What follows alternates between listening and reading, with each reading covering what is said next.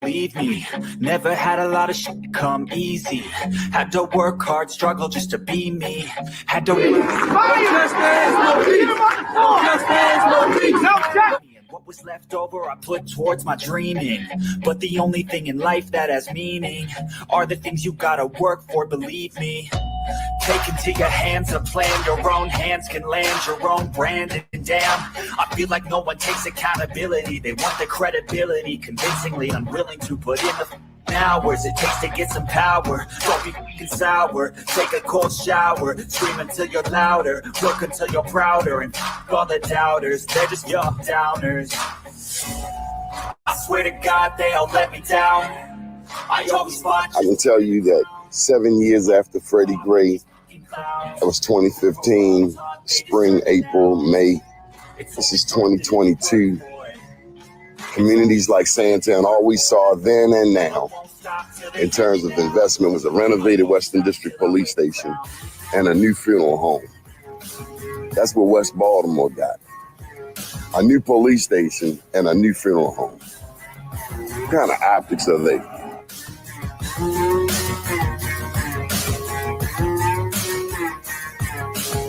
Was Freddie Gray any different than 1968 Baltimore riots? Dr. King's passing, killing, murder. This is the same.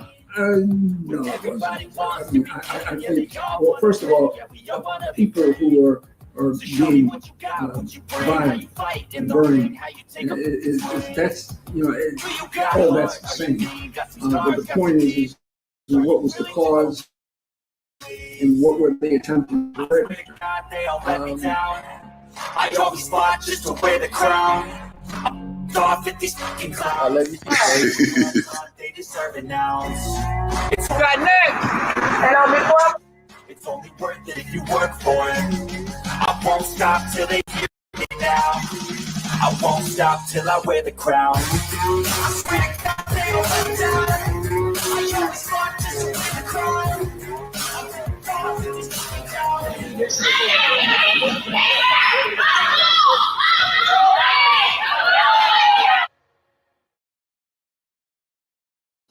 First name's Doni, last name's Glover. In it to win it for the long haul, baby. We have a very special guest today, Mr. Haki Ammi, and he's all about the community. Haki, good morning. How are you? Yes, sir. Good morning to you, Brother Doni. It's always a pleasure to see you. I see your work everywhere, and that was a phenomenal piece, promotional piece that you have. We're coming up on the 10-year anniversary of Freddie Gray. So, so we can see what the evolution of Sandtown and Baltimore in general. But yeah, thank you though for having me here on your show. It's been a pleasure to watch you over the years and pleasure to, just be a part of your legacy as well to the best of my ability. So thank you, brother. Oh, you're too kind. You started your journalism career in Sandtown. Right. Yes. Yeah, no, so thank you. Yeah, I always share that story, just gaining some experience with a newspaper that you started, right? So No. I didn't start it. Okay, well, you grew it to, I don't know how 40, how many? I gotta pay homage now. Valerie and Mike Jones, to my knowledge, were the initial co-editors. That's my bodyguard. No, that's not a big dog.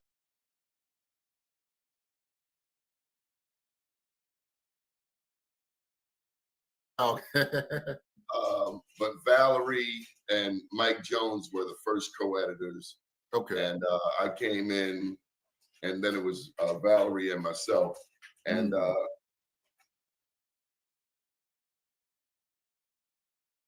that was just as that was my first professional gig. Oh wow. Okay. Yeah. Oh, beautiful. Yeah, yes. And it opened many doors. Yes. That's great. It's likewise learning from your predecessor, Sister Andrea. So I had a good experience there in the Sandtown community. I remember Andrea. Mm-hmm. Right. Good sister. The early days, early 90s, 94, 95. 96. Yeah. So this is what, 30 years later.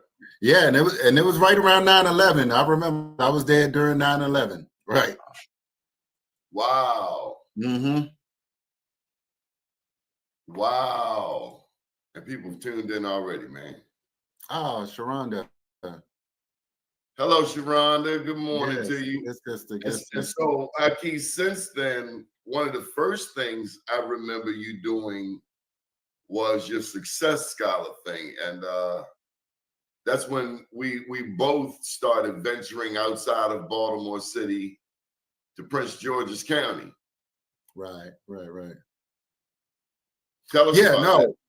Yeah, well, one key thing that I always thought, Donnie, is in life and in business, as I was reading different things, and both. Sometimes you have to read things, you have to listen to people, but you have to experience things. And so one thing I always recognize is sometimes you have to gain different allies, right? And so knowing that we're in Baltimore, sometimes we can get a little tunnel vision and feel that.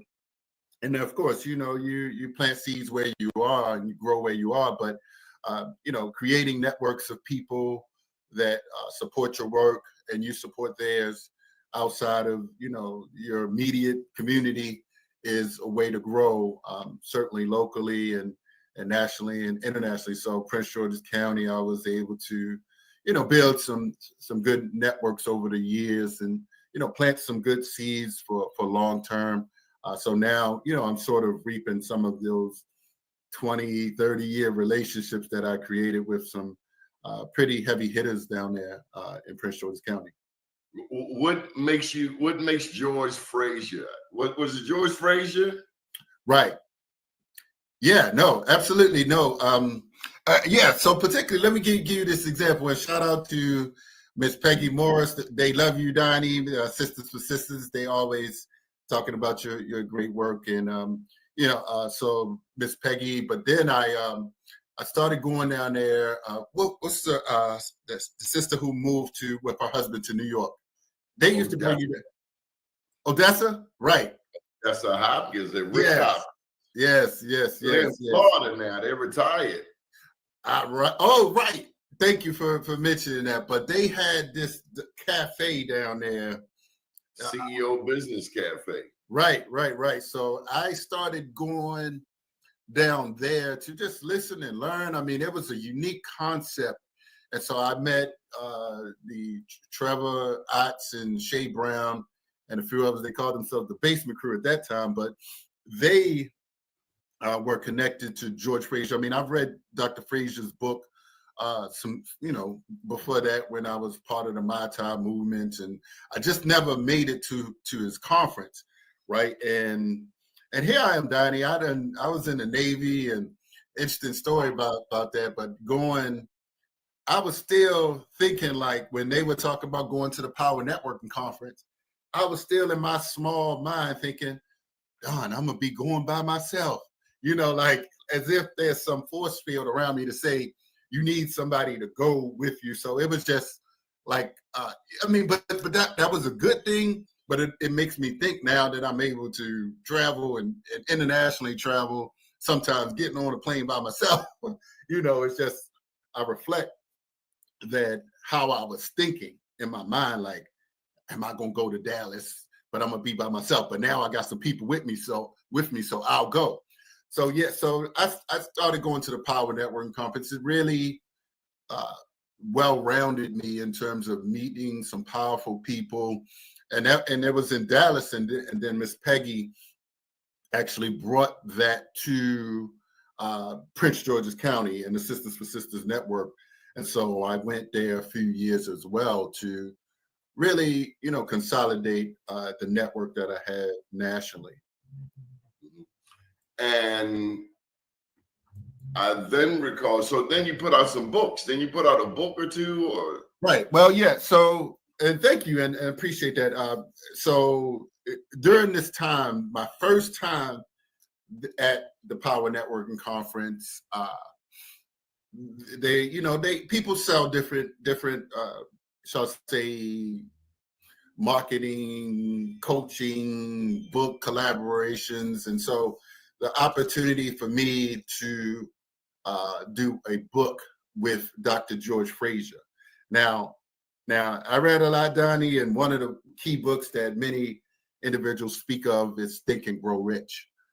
You can get the original one by Napoleon Hill or the Black Choice one, right, by Dr. Dennis Kimbrough. But one of the key principles that I learned out of that is when you go into a space, try to think big and think about how you're going to network with the top person. And so I went, because I did tried a lot of different entrepreneurial things, Donnie. You may remember when I tried to start the business on Pennsylvania North Avenue, and you came there to support me. So I always, I know a lot of folk out and live in different places, and they wave and say, "Go, brother, go!" But I ain't see them down Pennsylvania North Avenue, like trying to buy a little stuff, but I was on a mission. I was like, look, we can, people talk about Pennsylvania North Avenue and bringing money.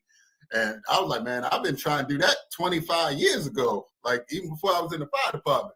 So I make a long story short. So I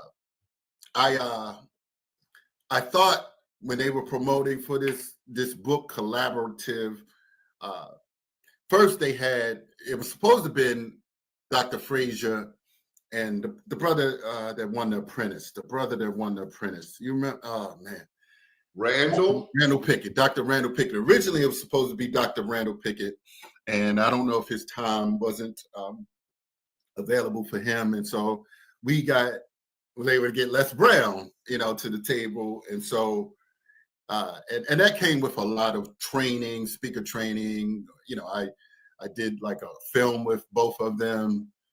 Black Friday, I think it was part 2 that I had a small part in. So that came, when George would go to Philadelphia, sometimes he asked me, I want to come. I would go up to Philadelphia, New York. So I made my little rounds into his network, and it's been beneficial. I mean, it wasn't free.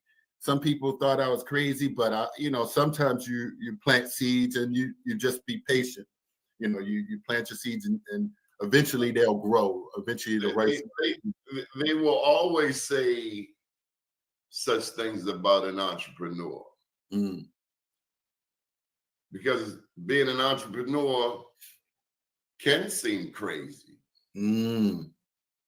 If you're looking at it from a 9-to-5 state of mind. Right. But if you're practicing with a Marcus Garvey, can you imagine Marcus Garvey working a 9-to-5? Right. He thought that was crazy.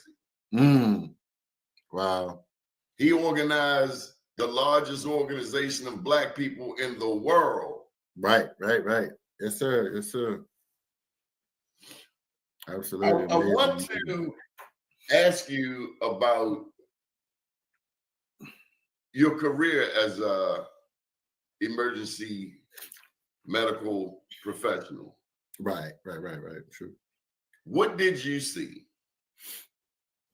Well, so as I mentioned, I very briefly mentioned how, even right after high school, Donnie, I went directly into the Navy. I was from the streets of Baltimore, I always, give that.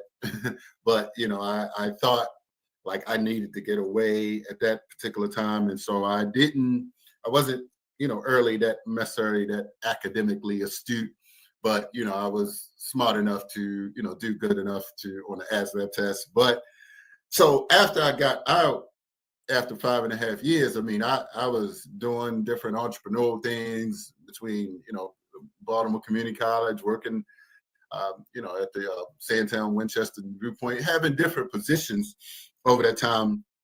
Something happened in Baltimore. You may remember this when they had that big class, those big white classes. They had 100-something people. A class full of all white candidates in a Black city like Baltimore.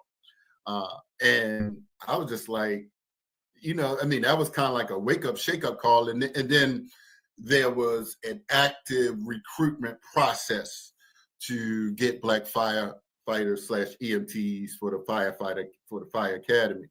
And so I applied. I mean, I knew that, in the military and the Navy particularly, we, do firefighter training. So I knew, like, okay, academically or skill-wise, I have, a familiarity with many of the things. So I did that. 2004 is when I started that, and so it's been an experience up and down. I mean, and here's the thing, Donnie. I always tell people, because for me, like I said, I got out the Navy and tried different entrepreneurial things, and I wanted, sometimes I just thought, like you said about Garvey, like, hey, I'm going to do this thing. And sometimes you need a mentor. You need someone, even at the Sankofa for Children's Museum, your Black Wall Street event, how one of the key brothers said something about mentorship. And I want to mention that particularly because sometimes we have to humble ourselves to listen to individuals who are older and wiser than us. And so for me, going hard towards entrepreneurship, but I realized that, hey, look, and not that I can say this is not running out, but I was researching careers, and that was, a noble career, I thought, for me to sort of center myself to gain some skills, gain some training, and they make pretty decent money, to what I believe finance other causes. So, and I don't feel like entrepreneurially, and I just went over 20 years like last month, I haven't skipped a beat in terms of striving to put together entrepreneurial initiatives, to show up in the entrepreneurial spaces, but also to be an advocate for other Black businesses. Just because somebody, I don't know what these other people in the fire service think, but we are part of a Black community. We are part of a Black collective, and we need to, we need to encourage our overall economic development within our community. So I made it my business to be present and to become well-rounded in other areas outside of the career path. And so, and so now I'm, close enough being ready to venture off into other things as I near that time, right? So I just want to thank you on behalf of the people of Baltimore. Thank you, brother. Thank you. Appreciate for your service. I think firefighters and paramedics, including our white brothers and sisters, right, have the biggest hearts on earth. Yeah. They have to help. They're charged with helping anybody. They don't get to a scene and say, oh, you Black, I can't help you. Right. Or you white, you Latino. I've seen firefighters. I've seen you at work right here on this block, right outside my door. Right. Serve anybody. You don't check their voter's card. You don't check their education level. Mm-hmm. You help anybody. And I don't know what's more representative of the love of God. The Christians say Christ. Mm-hmm. Others say unconditional love. Mm-hmm. Firefighters are our heroes. As a matter of fact, thank you. Yes, sir. When those 3 EMTs, firefighters went down on Stricker Street, it still touches my heart because they didn't deserve to go out like that. Right. And again, I've seen firefighters, paramedics help anybody, no matter what they're going through. Right. And that is, it doesn't get more noble than that. Yeah. Yes. No. I certainly, it's been one of the things when a small kid come up to you and just like give you a hug and say, I love you, like a child that you don't know. I don't know what somebody did for that child, but it makes me feel special to know that I did this for a decent amount of time and able to possibly soon retire. But I would also say that day was sticks in my memory, because that was actually when the firefighters died. That's on my birthday. It was January 24th, and I was actually working that morning. And so and let me tell you, one of the young men, he started his career. I was in Westport at that fire station, LeKay, and he left that station and to go up to Hollins Road, Hollins. I'm sorry, yeah, Hollins Street. He went to engage and be more active, but very nice young man, and he left Montgomery County to come here, Montgomery County Fire Department. So he's a good young man, and always pleasant. So it was good working with him, and we honor his legacy as well. Okay, so we've talked about Haki.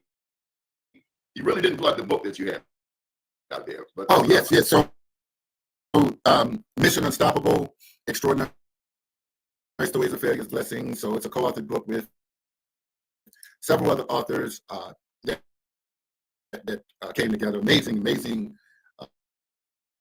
group of brothers and sisters. And there's one white guy in there.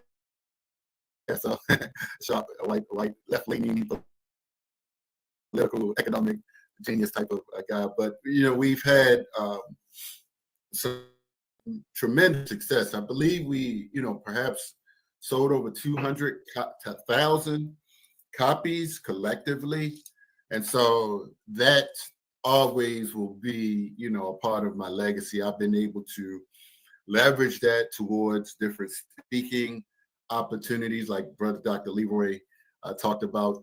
Just really, it got me at hosting events at the Congressional Black Caucus, over the years. And so, having my face affiliated, with these brothers made people kind of give me different levels of credibility. And I recognize that, and vice versa. Sometimes, you think that you always need to be, under someone, but ultimately we created this collaborative opportunities for each other. Likewise, and me bringing Dr. Frazier to Baltimore and to DC as well for book signing. So we, that's our legacy and history together.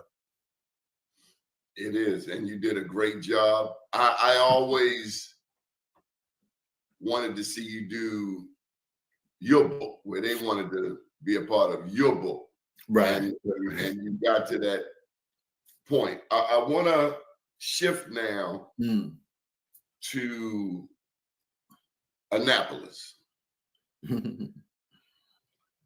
How'd you find yourself in Annapolis? Well, interesting, Donnie.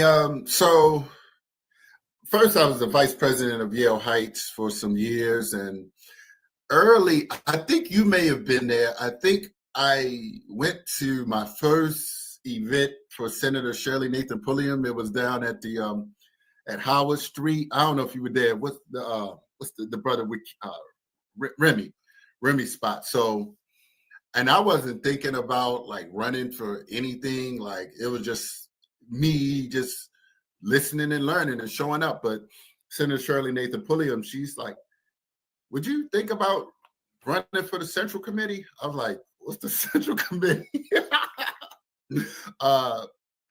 And, I started asking around and, started listening and learning. And, I just put my name in and, I'll just call out Delegate Keith Haynes. He wanted to meet with me because he didn't know me like that. He saw me a few times, but we met downtown and he was like, well, I'm just making sure you ain't going to try to run for my seat. I'm like, man, I don't know about all that. I Senator just asked me to run and she going to carry me on a ticket. So I'm just doing that. So I did that and I won. Whatever happened to Keith Haynes? I don't know. It was odd and different. I mean, just to step down and not finish your term. I don't know, brother. Like, I don't know. There's rumors, speculations, but he didn't tell us like directly anything. And so, I mean, I still see him every once in a while, and I text, in the group text, happy birthday, happy, all right, Merry Christmas, happy Kwanzaa, happy New Year. And, he'll respond. So let me get to a bigger question. Okay. You mentioned Shirley Nathan Pulliam, and we're going to get to Annapolis and your activities. How did you gravitate towards her? What is it about State Senator or former State Senator Shirley Nathan Pulliam that you found her worthy to, learn from? Right. Well, first, I know that she certainly, and she used to come and participate in in Baba Charlie Duggar's Marcus Garvey Day event for some years. So she always would, come to that and support that over the years. And, she's from Jamaican heritage. Wagwan! Bookman, right.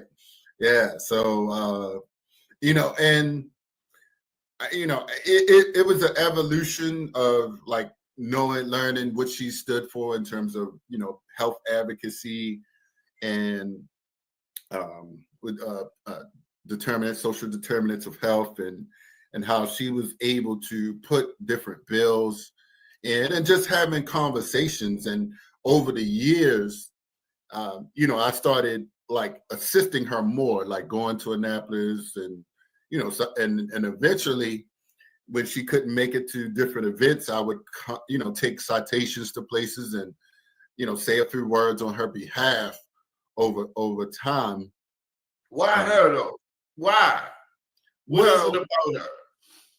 Yeah, well, I just knew I knew she was a nurse, so I would, I was dear to nurses from my profession, and just learning. But I just saw her she did, ultimately it was like 25 years in the General Assembly, but it's a worthy contribution that she stood up. And one thing I remember, Donnie, and I always tell people this, and it may not be true in every person's case, but she said, just because somebody finance you or contribute to your campaign don't mean that they own you and that you're gonna vote a particular way.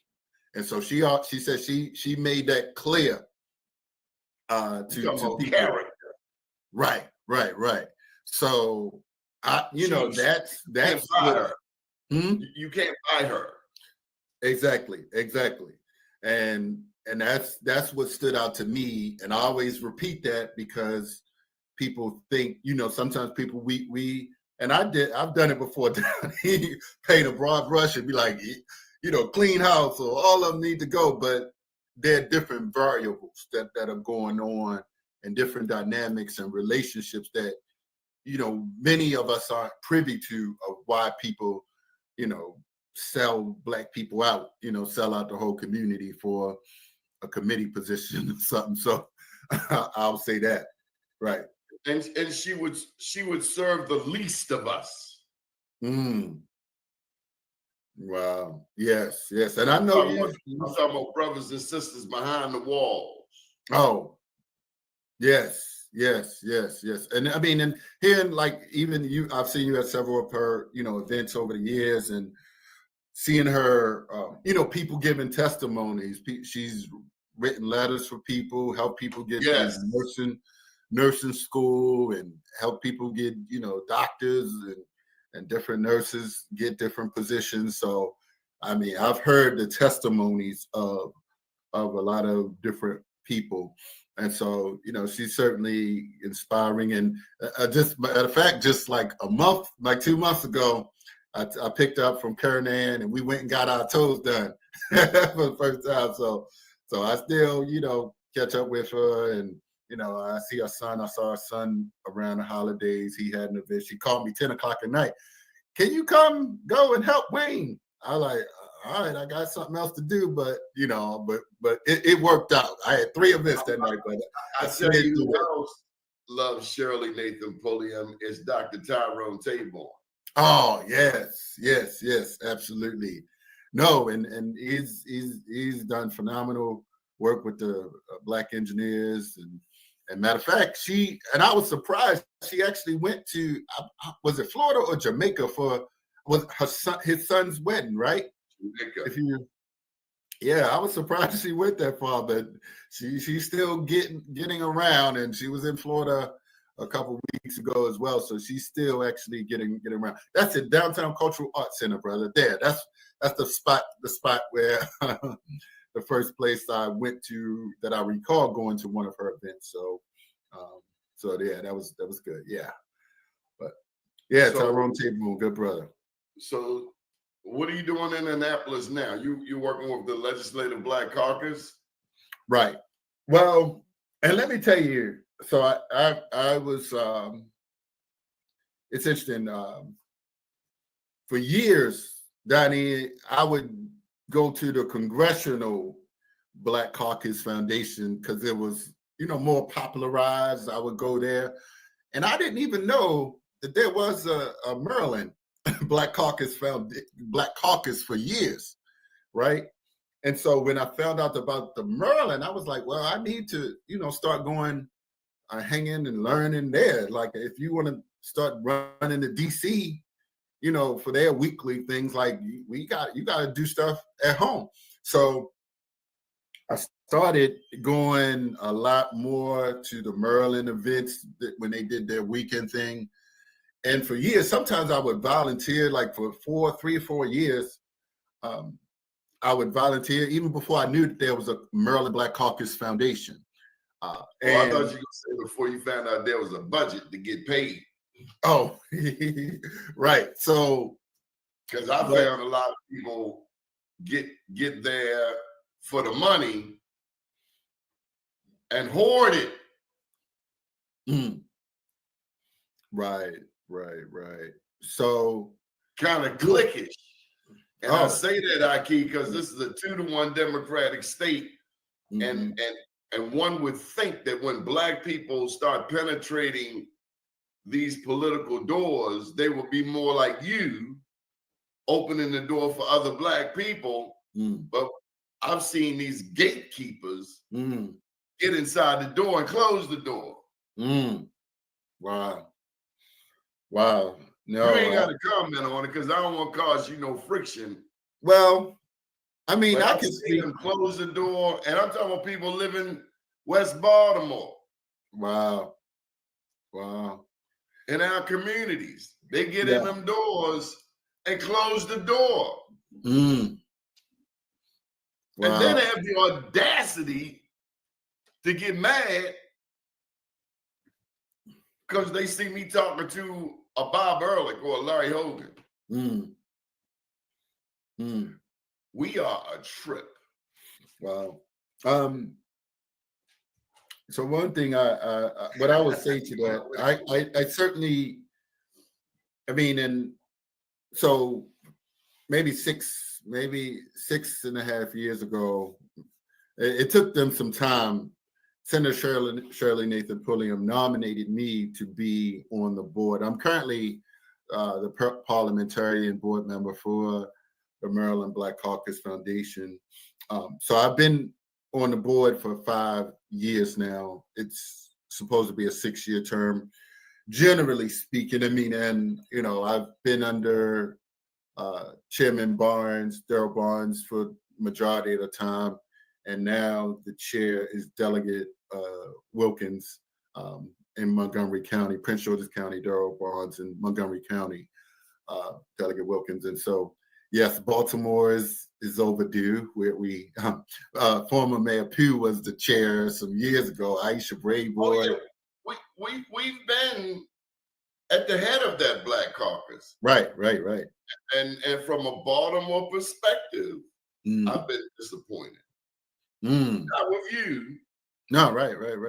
But with our mentality once we get there. Right. I've seen us become selfish. Yeah, well, I mean, and I know, like on the Democratic State Central Committee, one has to promise that I support the Democrats all the way through. Yeah, they officially you gotta. It's like being sworn into a gang. You like I'm totally with the Bloods, right, or with the Crips or BGF. I'm all the way in, 10 toes down. Yeah. What I found is that I don't owe anybody. I owe the people of Baltimore loyalty. Right. I owe Black people loyalty. Mm-hmm. And if I can get more resources over here with a Bob Ehrlich for Coppin State University, to where they've gotten more money than ever before, so be it. Or when I think of a Marianne Lasante, remember that delegate from Harford County?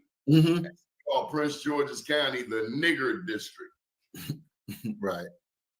I remember that, yeah. They're not my kind of people. And I don't care if they got a D, a R, a I, or whatever behind. And so I guess what I'm saying is I have high expectations of Blacks when we get involved in politics. And again, I'm not speaking about you. I'm thinking about some of these statewide elections and how we, like when Anthony Brown ran for governor, they had signs up Liberty Heights and said, vote for the Democrats. As if Black people are stupid. When I look at East Baltimore and West Baltimore in a 9-1 Democratic city, Haki, I'm just not impressed. Now, I'm big ups to Senator Antonio Hayes. As a matter of fact, he's our 2024 Man of the Year. Oh, great. And I've seen him in Annapolis going back to our days in Sandtown. Not just Annapolis, but City Hall. He worked in City Hall. He worked in Annapolis. Right. And I hope he becomes our congressman one day. Or you putting him out there, brother. You putting him out there, all right? What are we waiting for? Well, I mean, I don't think Mr. Infame is running again, so that might be, in the making. So, all right, that's Corey McRae. Say again. Corey McRae. I like both Antonio Hayes and Corey McRae. Right. True. They have both demonstrated their worth, their value, and they're Black men, young Black men, still teachable, willing to learn. I'm really excited about Senator Hayes' the 28 million he brought back to West North Avenue, because as this show alluded, this is the 10th year since Freddie Gray. And like I know, in our lifetime, we have never seen any attention to West North Avenue. None. Right. None. Until now. And that's and matter of fact, I was at the 40th district meeting, and I didn't know that whole, the north to west corridor, they have more people traveling on that bus route than anywhere else in the city. So, yeah. We got to get our mass transportation together. I'm telling you, anytime it's a half hour in between trains, it's like, you can't call this a mass transit. Oh, wow. There is 30 minutes in between trains. Is that mass transit? Wow, I didn't know that. Wow. Yeah. When I look at Upton subway station and I contrast that to Johns Hopkins subway station, is that equity? I mean, one is full of life, the other looks like a funeral home. Yeah, I know that Upton, I ain't been on in a while, but when I saw it, I was like, man, and that Pennsylvania Avenue station, we deserve better. Don't come to me, vote for this person, vote for that person. What's the ROI? The return on our investment. We deserve top notch like everybody else. Everybody. You talked about Darrell Barnes. Nobody wins Maryland without winning Prince George's County, Baltimore City, Northwest Baltimore County. Shirley Nathan Pulliam, her district used to come into the city, but essentially she's the Liberty Road corridor. Right. So I'm glad that you understand our political power. Mm. Baltimore City, Prince George's County, Northwest Baltimore County. Mm. Anybody that wants to win the state of Maryland has to touch base with the political powers that be in those 3 jurisdictions. Mm-hmm. Mm-hmm. Right. Nobody wins without us. Nobody. Mm. Right. Democrat or Republican. Right. Absolutely. With 29, 30% of the Maryland population. Yes, absolutely. 1/3.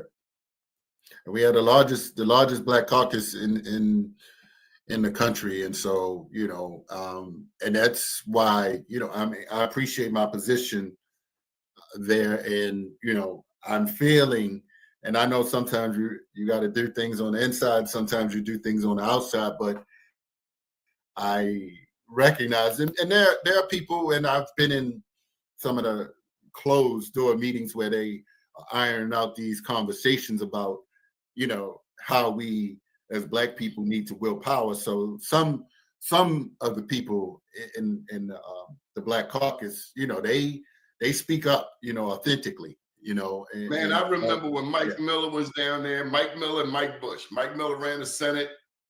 He was a bully, particularly to the delegates and state senators from Prince George's County. Mike Bush wasn't overtly anybody's bully. He did help empower, I thought, on many levels. Now Speaker of the House, Adrian Jones. I think it took too damn long, but she's there now. Right. But now that we have the reins, what are we going to do? Right. Yeah, true. One thing, big ups to the Black governor. One thing before he went into office that was important to me is Baltimore and Prince George's County Public Schools. We are at 23 and 24 in the state. Right. Where is the task force to look at these 2 school jurisdictions? Why are the 2 majority Black school jurisdictions at the bottom? Also, curriculum. Why aren't our children learning in Baltimore City public schools about Black millionaires, about Black history, about Reginald Lewis, but before him, Willie Adams, who helped start the Maryland State Lottery, and before him, Tom Smith. Tom Smith. A lot of people don't even know about Tom Smith. He's in the I don't. Maryland archives. Lived in the 6600 block of Reisterstown Road, ran the Lucky Numbers. He was the largest Black hotelier in the United States. Largest contributor to the then Democratic Party, which today would be the equivalent of the Republicans. Tom Smith, Maryland Archives, hidden in Google. Okay. Thank you for that. Yeah, no, I missed that. Yeah. Matthew Henson, out of Southern Maryland, first man to discover the North Pole.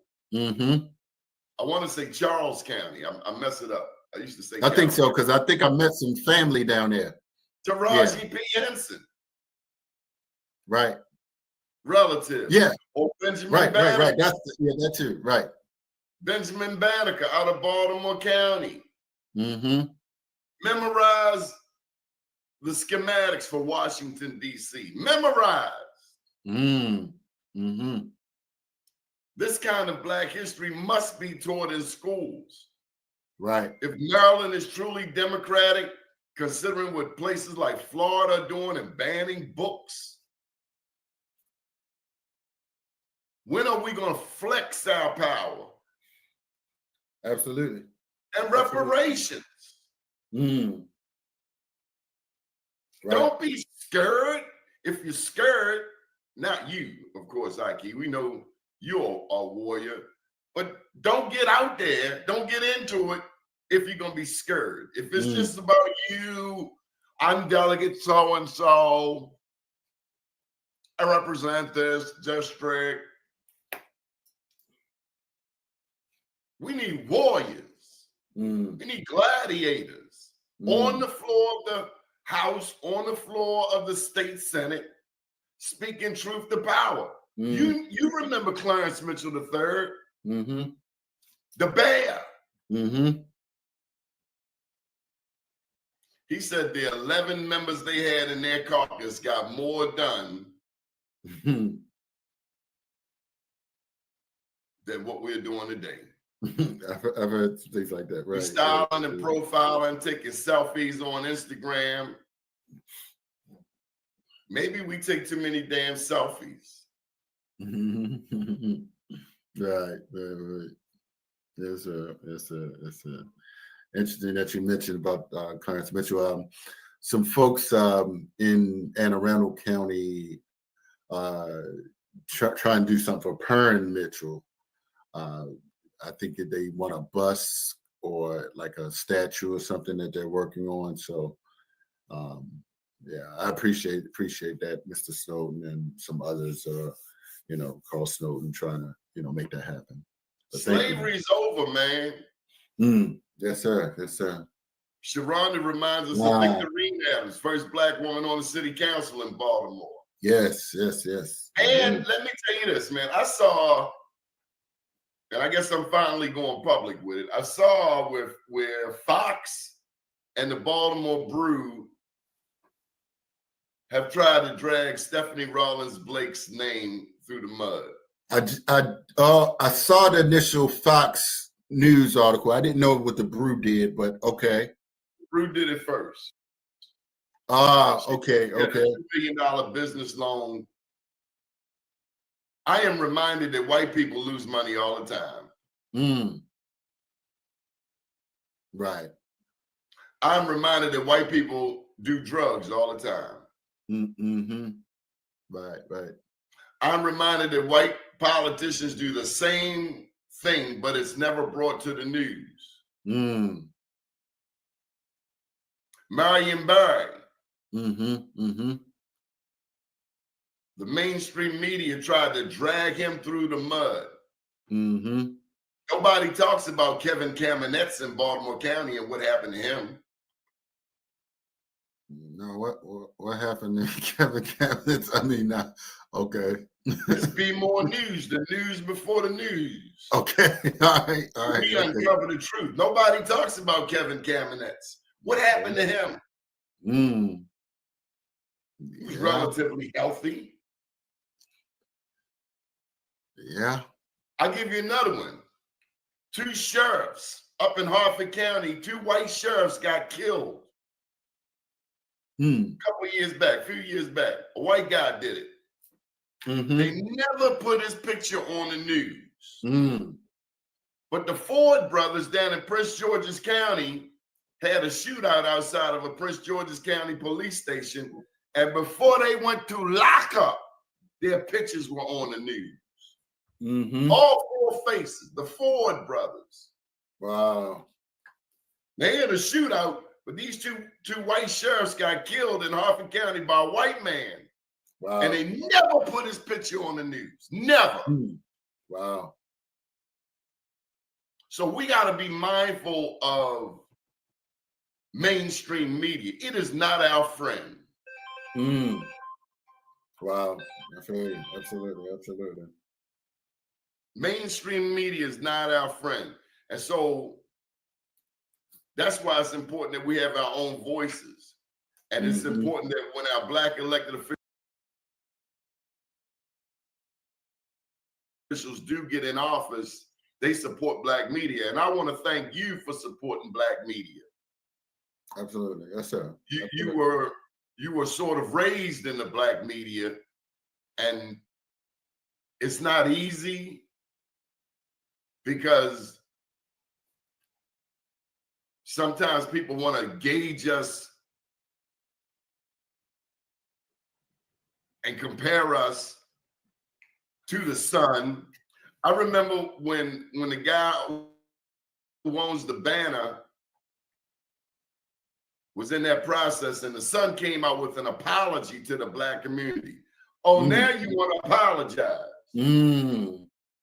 Wow. I didn't think about that. Yeah, I wonder what was up with that. Right.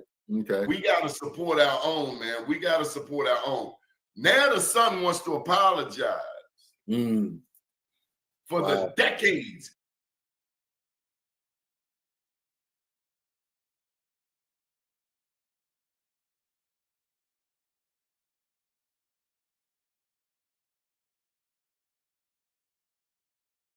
and generations of unfair reporting. Remember the guy that opened the brew, he bought half of the Sun's staff. He wanted to buy the Sun. So since they wouldn't let him buy the Baltimore Sun, he hired half of their staff. Wow. Well, I look at Fox. Why is Fox pushing issues like term limits, like reduction of city council? Who the hell are they? Who the hell is Sinclair Broadcasting? And why do some of our most famous Black leaders, why are they over there? For some airtime? Right. They got to think about that. They got to think about who you're actually reaching. And Sinclair put up red, black, and green signs in our community, and our Black leaders allowed it. No, I don't know. Wow. That kind of betrayal. Wow. Not all of us were meant to be elected officials. Some of us run Haki and lose and are bitter. Right. True. Yes, sir. Brother. Yes, sir. Appreciate it. Indeed. Yeah. And that's where, and this is where me just, centering myself and knowing like everybody has a role to play. And we as a collective have to understand what actually is power in this society. And and ultimately Shirley Napoleon would never sell out, ever. She never sold out. Right. Yeah, no. And that's where, integrity, like you said, integrity matters and character matters. And, when people are too, just greedy, that's the term, greed. I was looking for the word. And they think that somehow by bending over for, and compromising yourself, that you're going to be rewarded for that. And ultimately, we can build up our own power base. And Maryland, for what it's worth, should be an example. And this is why, I appreciate being in this position, because whether, anybody, give me that level of respect or whatever, ultimately I want to be, and that's the difference when you don't like need people's money like that. And this is what I always had, that mindset, even having a position or whatever. You want to think independently. You want to move towards independence, regardless of where your station in life is, so that you're able to not necessarily be compromised and have people say, I gave you this and you must do this. And I know that's how, how the game is played down there in Annapolis. I talk to lobbyists, some different lobbyists, both the Black and white. And I'm grateful that Darrell Bonds is, has pushed for more Black lobbyists over the past, since he left the General Assembly. And so, that's ultimately one of the things I want, this year with several individuals, is just, take things to another level. It's like, okay, what's next? Here, kind of socializing and learning, but what is the next phase? And people ask me what I'm doing. Oh, but one thing is I'm helping Sister Sharonda as she runs in Baltimore County. I didn't know she was going to be on. I didn't even tell her, so it's good that she's on. But she's running for city council out there.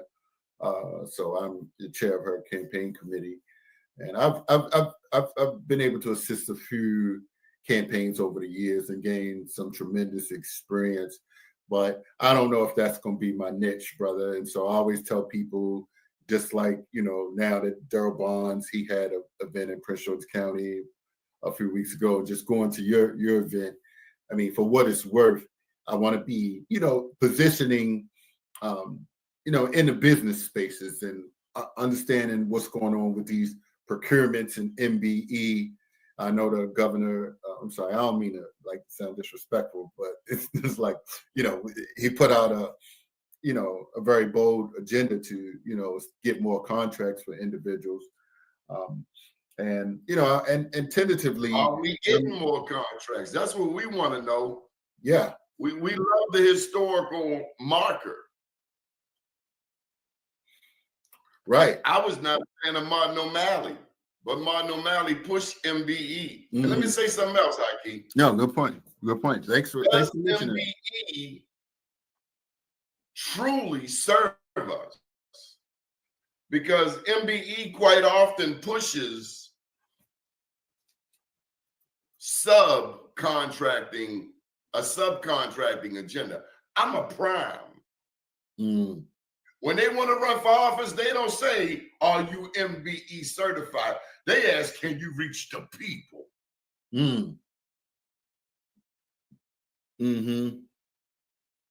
I'm a prime. I'm not a sub. Oh, wow. In my arena, I'm not interested in being a sub to anybody. So MBE is something that we need Black politicians to push, but we also need them to push prime contracts. And that's where the 10% business reserve, which came under Bob Ehrlich, actually established under Bob Ehrlich, a Republican. I'm just saying, I want us to be more business-minded, more business-oriented. I want Baltimore to be more business-oriented. Other than Constellation Energy, what Fortune 500s do we have? Are we attracting business, or are we chasing it to Baltimore County, Howard, elsewhere? Even the rebuilding of the bridge. Are Blacks getting contracts? Oh, yeah, right. Absolutely. No, it's a good question. All good questions. And I don't think it's disrespectful. I say it's being accountable. Right. Yes. Don't give me lip service. Don't urinate on my leg and tell me it's raining. Our businesses need contracts. Absolutely.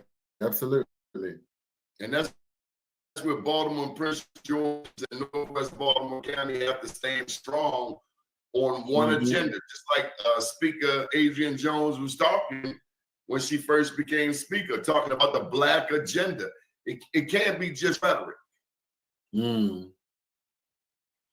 Yes.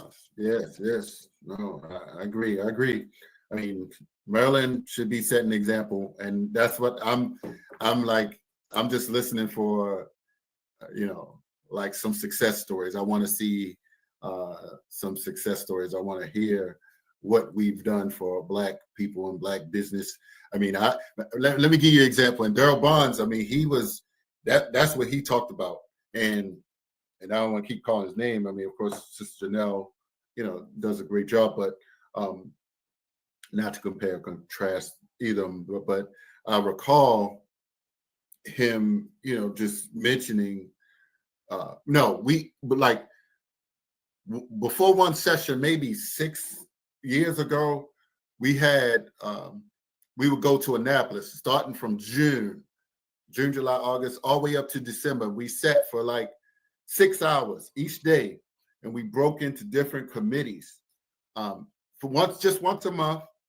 And we had different committees focused on different industries, different areas. And I was actually on the economic committee. I think some bankers, Brother Dees and Brian Byron, and I think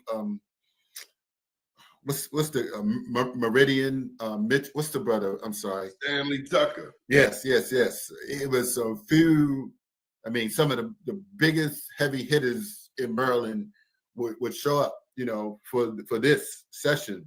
I mean, for months, and we developed. There was a lot of knowledge. And, you know, and I'm not saying, and Sister Kim Taylor, the delegate from Prince George's County, was there. She remembered all that. And we still talk about, you know, those times that we did that, because there was a lot of institutional knowledge and cross-pollination of knowledge that was shared during that period. And so I feel, you know, that, and I'm not like, you know, sometimes you have to know like where you are in the process. Are you the shot caller, or are you just there to kind of be the bridge for the next generation, whoever that may be? But I know that the people that were in the rooms were the best and brightest in the state of Maryland over that time. And it was, you know, an honor for me to be there, just kind of listening, learning, because these folks are in their 60s, 70s, and, you know, they have a wealth of knowledge and experience.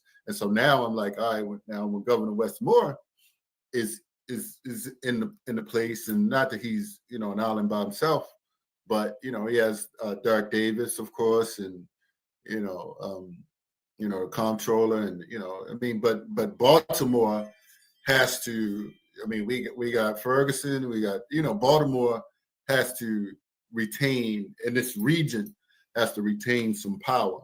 And, you know, just speaking, you know, affirmatively about, you know, that. So, I just mentioned that to say, because sometimes there are competing demographic interests between the state and you know, Prince George's County, and, you know, different people trying to bring resources to their constituents out of the main budget.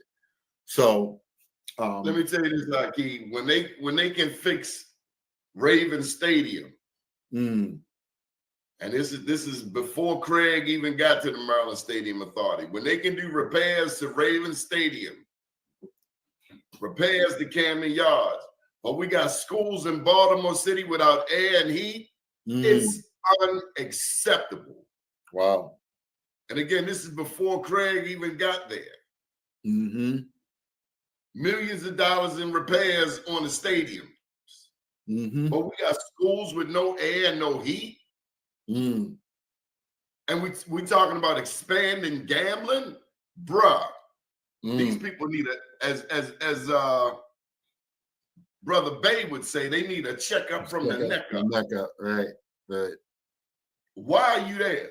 Not you, Haki. Yeah. Why are we there? Why are we at these tables? We fixing stadiums, but we're not fixing schools. And we wonder why the kids don't care. Haki, you wanted to plug some events. Let's get to that. Make sure we do that. You got them in front of you. I'm gonna give you the screen, and you can. Well, I don't have it on my laptop. I have it on my phone, but I can plug it, and if with your permission, I'm gonna do some replays of this, and I can, you know, put it up on stream. I'm a StreamYard person too, so I know how to work it. But so first, come on more. I know Sharon has got some events, but for instance, you have you got a Malcolm X bus trip coming up, right? And is that around Malcolm's birthday? Yeah, that's actually on Malcolm's birthday. So that's May the 19th. And let me just, you know, give a quick. So for years, I mean, I've been on a bus tour to New York for the Malcolm X bus tour, and of course, you are aware of the Soul School Institute, Baba Tunji, who transitioned maybe 4-5 years ago, but several individuals who just simply knew me, they said they you know, asked me like, you know, somebody got to do this again. Like, so what's going on? Malcolm X would have. I'll be like, hold up. I got a lot on my plate, and I'm gonna encourage you, Haki. Don't let people put stuff.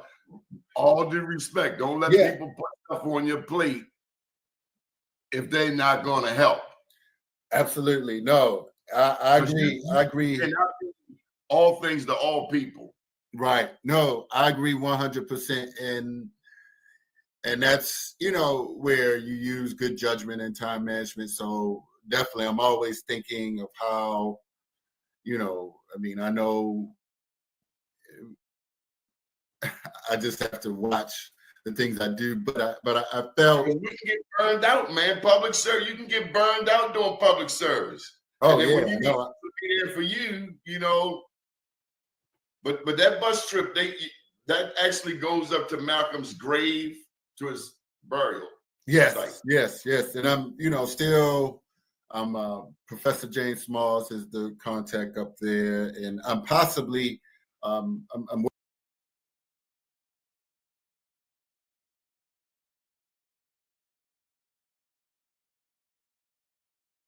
working to get Peter Bailey, who's in DC, see if he can get on a bus and go with us up there. But yes, the gravesite, possibly the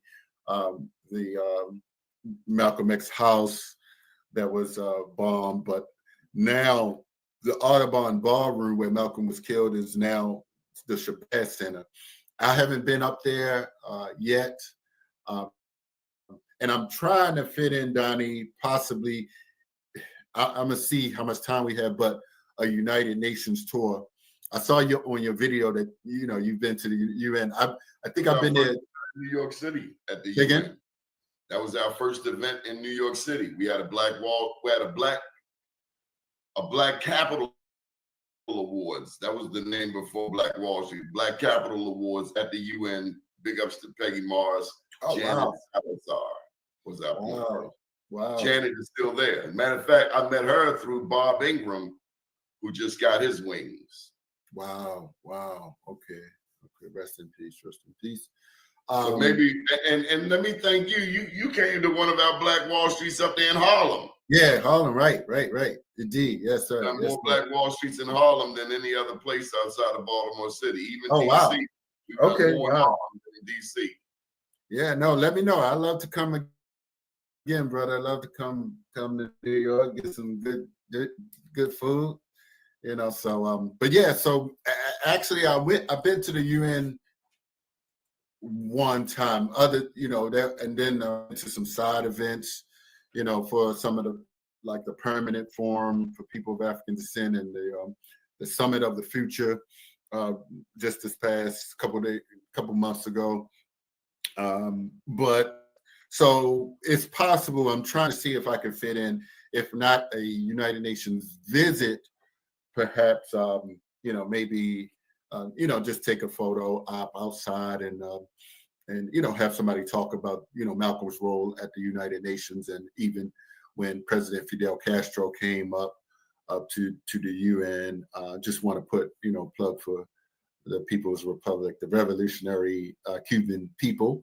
But yeah, so that's on the 19th, but I got some time, for that. But, I think that there's a group of elders that have gone before that are willing to help. Actually, someone called me yesterday and was offering, to help. So I feel like, people appreciate that legacy that was started.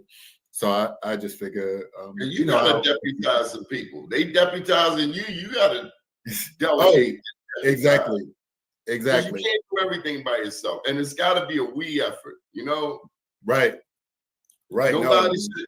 We if you want to go fast, go alone. You want to go far, go together. Tell me about this March event where you're celebrating Ghanaian independence, Ghana, home of Kwame Nkrumah. Yes. And so officially, the Ghana Independence Day was March the 6th. I believe 57.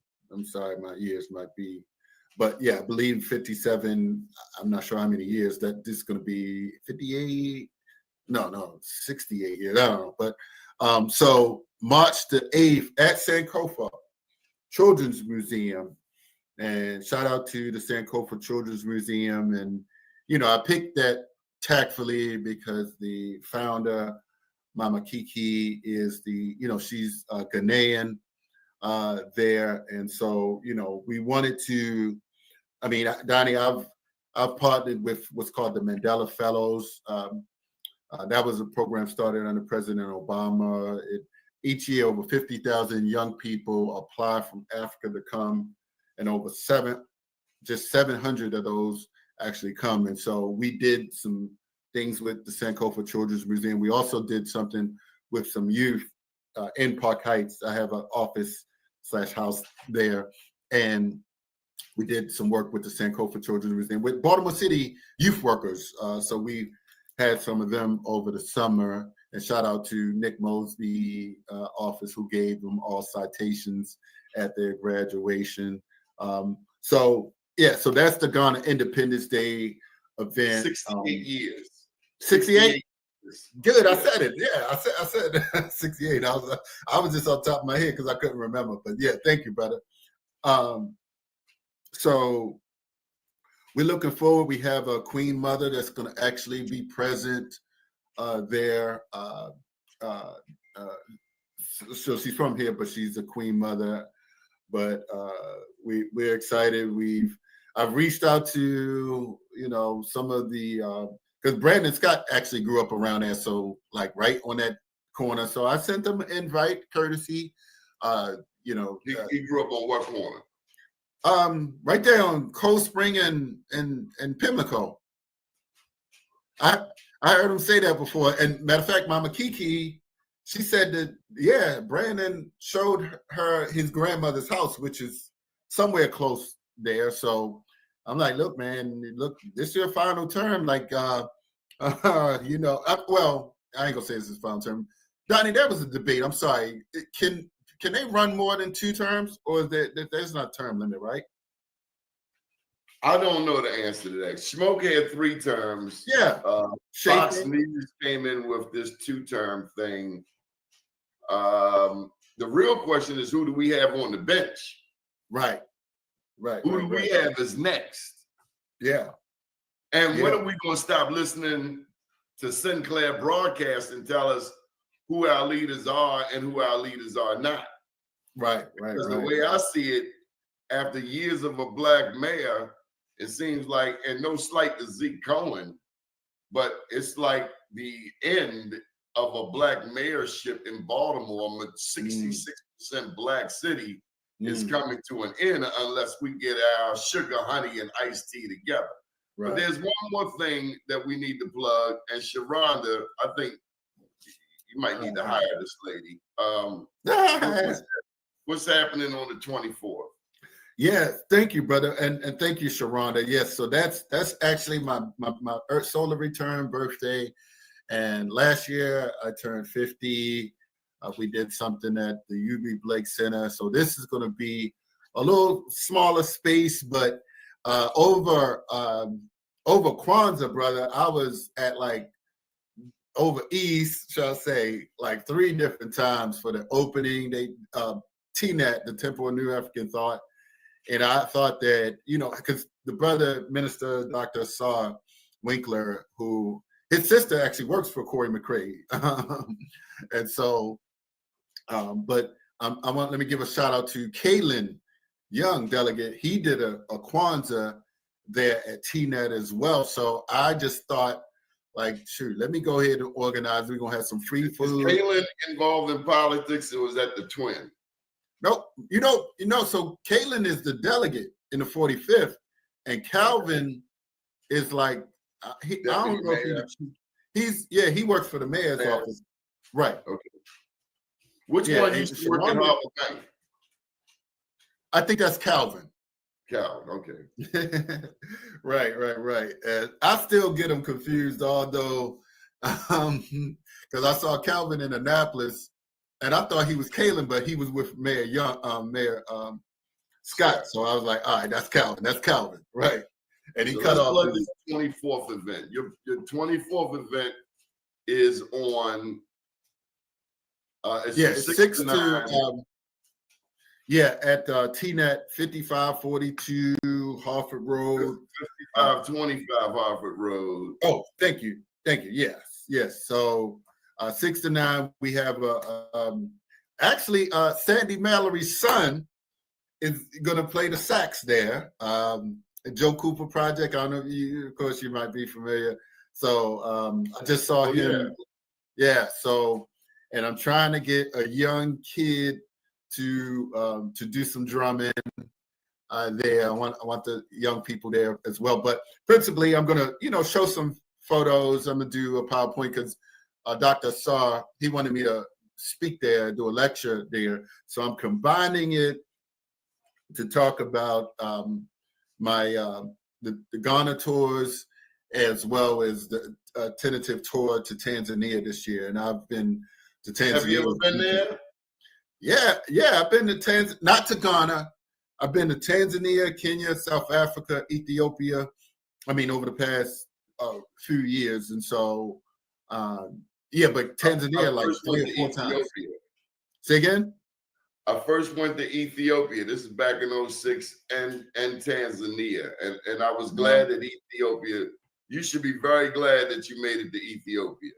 Man. It is the only country never colonized other than 2 years of occupation by Mussolini. But I consider it, and other scholars do, some other scholars do, the capital of Africa. When you think of Emperor Haile Selassie, yes, you think of how many of us know that Ethiopia is the oldest Christian nation on earth? Absolutely. They've taken out Christianity, and it's been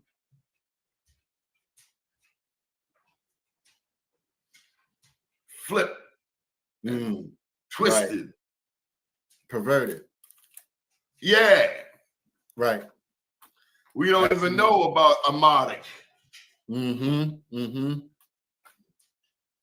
Right. We don't even know what we think we know. Lauryn Hill was singing about Lalabella. Right. Yes. We don't even know because we've allowed somebody else who've given us a watered down, whitewashed version of Christianity. Father, son, left out the mother and the daughter. Because when we study our history, it's the father, the mother, and the child. Right. But European culture has taken a woman out of it.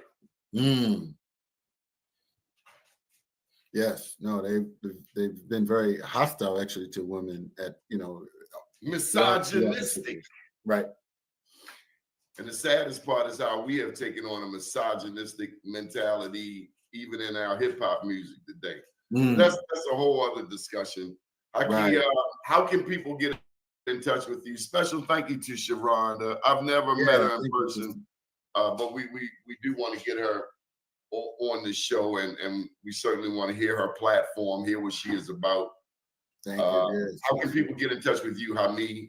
Certainly. Well, I'll just go and give out my number, 410-209-9687.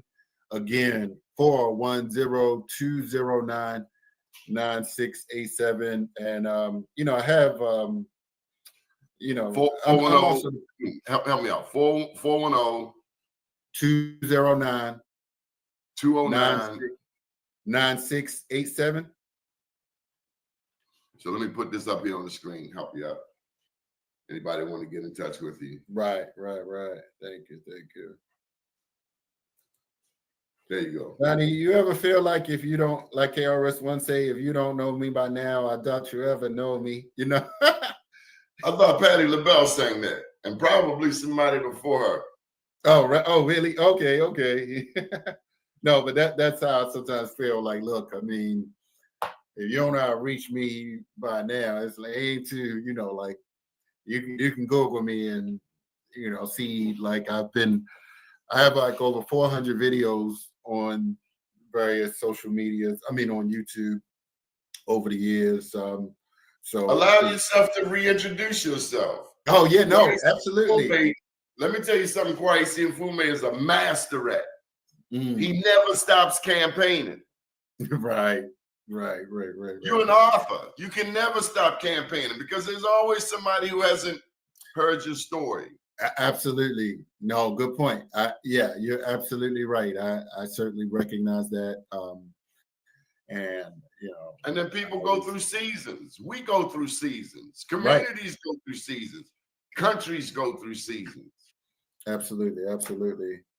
Yeah, no, so definitely. And so I appreciate, you know, this opportunity, brother, you know, so just and shout out to Senator Carter. You know, she had her last day in Annapolis last week, and she had a toasting where Who gonna get that seat, man? Come on, cut the crap. Who getting the seat?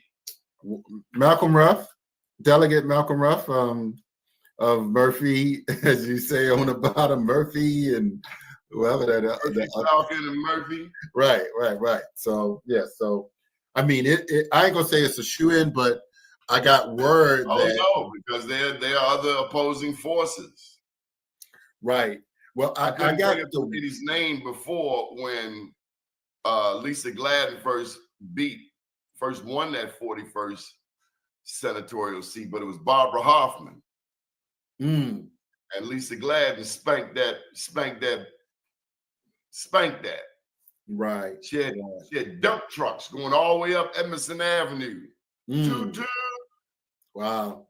You know, we have power, and power concedes nothing without the man. It never did, and it never will. So all of that step and fetch it and playing nice. Remember, Maggie McIntosh did not want Adrian Jones to have that seat.